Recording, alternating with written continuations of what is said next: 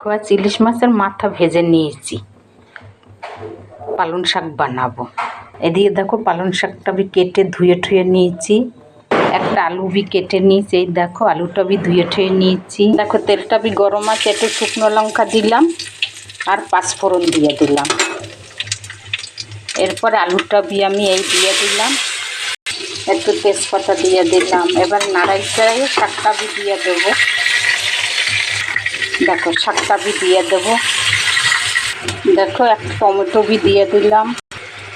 দেখো শাকটা আমার মজে গেছে, হলুদের গুঁড়ো দিয়ে দিলাম, একটু শুকনো লঙ্কার গুঁড়ো দিয়ে দিলাম আর দিয়ে দেবো ধনে জিরার গুঁড়া আর স্বাদ অনুসারে নুন দিয়ে দিলাম। এরপরে আমি মাছের মাথাটা भी দিয়ে দেবো। এই দেখো দেখো এরকম শীষ পালন বেশ মাছের মাথা দিয়ে খুবই ভালো লাগে। লাস্টে আমি একটু মিষ্টি দিয়ে দেবো।